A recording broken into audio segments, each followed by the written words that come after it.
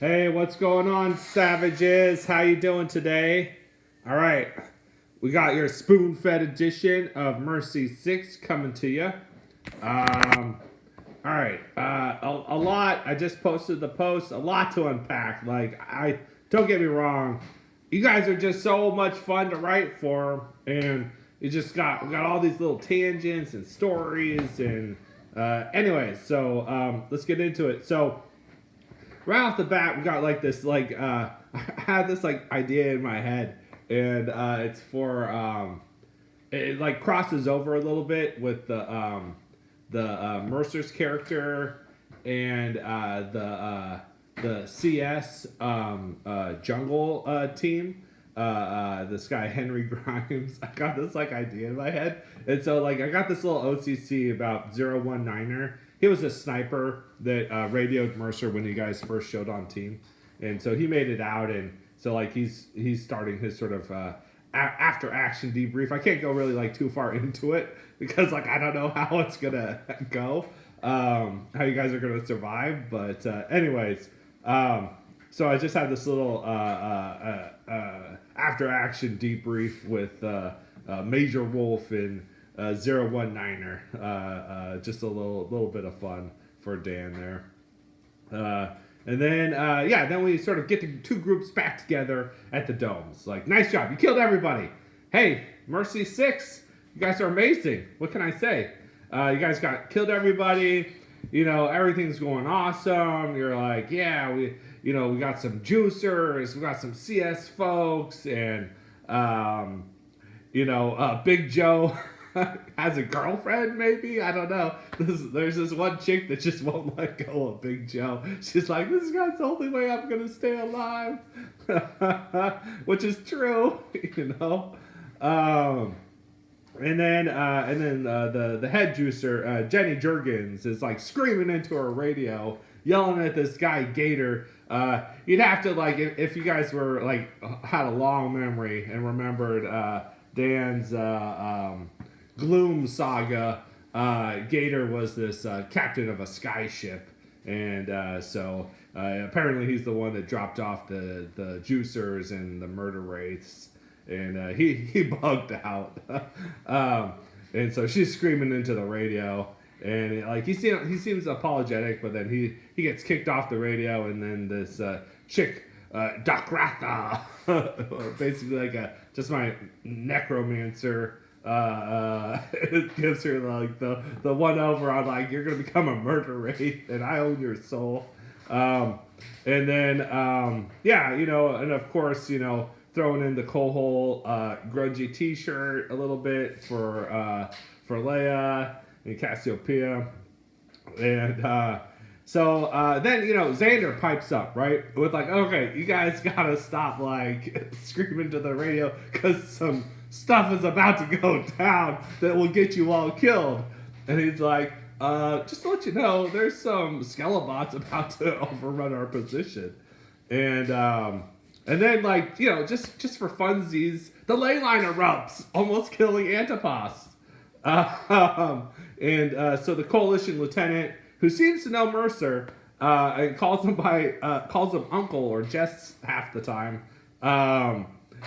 She's like, well, we got the equipment to safely discharge the ley line, but like we're about to be overrun by a large contingent of Skelelots who are meant to not only like find us, but then there's an even larger one who's meant to contain us, so that the CS can drop bombs on us and kill everything. And just the CS has these things called ghost busting bombs. Like in my head, like I have this thought that like some CS like expedition went to Deadlands and brought back some ghost rock, and they crafted some bombs that are able to take out a lot of supernatural forces this way.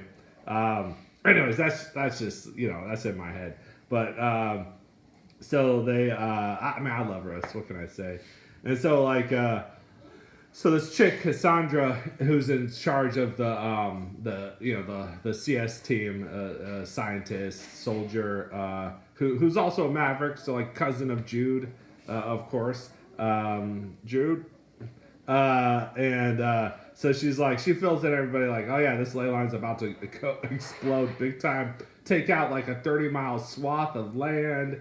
But like we got Skelelots all around us who are meant to contain us. And then, jets are coming in with some Ghostbuster bombs out of El Dorado. And she answers Ophelia. She goes like roundabout way, answers Ophelia. Ophelia asked a question in her post about like, what were you doing here, guys? And so like, she explains that they're just a rapid response team. They got a call from a ranger saying, hey, this ley line's acting really weird out here. And so they, choppered out and set up a mobile command and research station. Hence it's sort of very like tent-like, these translucent walls straight out of X-Files. And then she's just like, yeah, everything will be gone in 30 miles. Like, she's just like, wow, we're dead. It's like, maybe if we have a vehicle, but the Skelelots are going to stop us. Like, they won't let us leave. Sort of, she sounded really strong in the beginning. By the time she got to the end of explaining what's going to happen, she's like, we're dead. Like, she's just sort of lost a lot of her own strength there. But of course, Jurgens is like, I love it. We're going to die? This sounds great. How are we going to escape? And so she has a Bluetooth radio, presses the play button, and it's Cole's auspicious but throaty cover track of Titanium starts playing.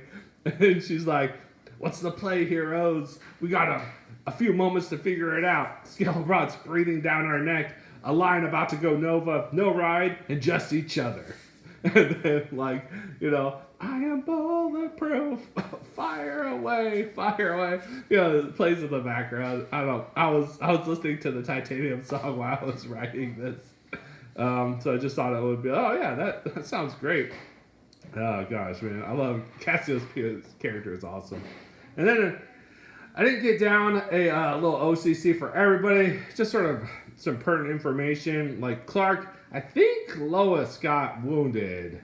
In my last was like 29 AP. 29 or 28 points of mega damage, AP 3.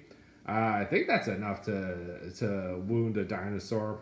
Anyways, so either way, Lois looks hurt. But a juicer came by with a hit, probably the juicer that shot Lois, because it was like a naughty kid, I'm sorry, here you go, here's a healing kit, sorry about your dino. And then Mercer's training kicks in, and he's just like, wow, we're dead. There's a lot of maybes in this situation, Mercer. And then the Legionnaires know that all right, 30 miles, 30, 50 miles, there's some farming communities out and about, with it, in this area, so they'll be gone, and Kingsdale's just a day away. If it's at the upper end of the blast radius, Kingsdale might be taken out too. And then Ophelia, I just thought it'd be fun just to mess with Ophelia. I just thought, I don't know why this popped into my head last night. I was like, you keep getting these weird impressions from Agnes, about his mom, and then suddenly you get this mental image from him, which is weird, right? Maybe he's latently psychic. I don't know, but anyways, you get this mental image in your head of him conjuring a picture up that's very like Ophelia, except she's wearing a CS uniform. It's really, really strange. Then of course Antipasta, your sapling tree is visibly it's shaking I don't want to be in this area, because so much these bio blobs, these black oozes just completely drain the vegetation out of this area. And so it's you could say it is having almost an allergic reaction or something like that, to just being in the vicinity of such destruction. And I did make the spirit roll. I just decided to sort of make it for all the CS people and gave them the benefit of the brave edge. Since they're a rapid response team for ley lines, they've probably seen a lot of strange shit. And yeah, so they didn't mind Luke at all.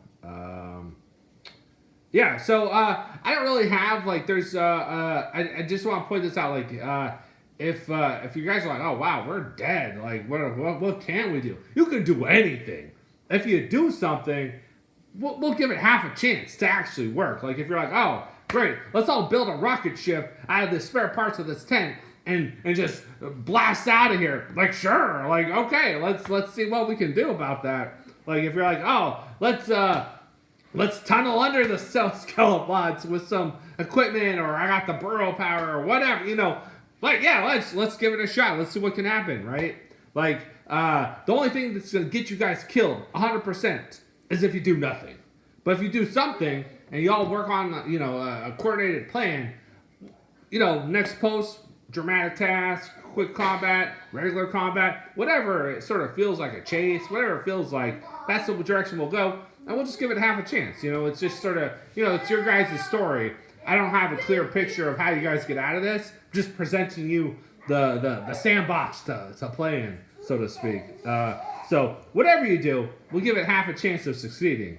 You know, so yeah, I just want to point that out. Like even if the situation seems dire, like, you know, any idea you want to come up with to get yourselves out of it, we'll make some rolls next post and see if it works.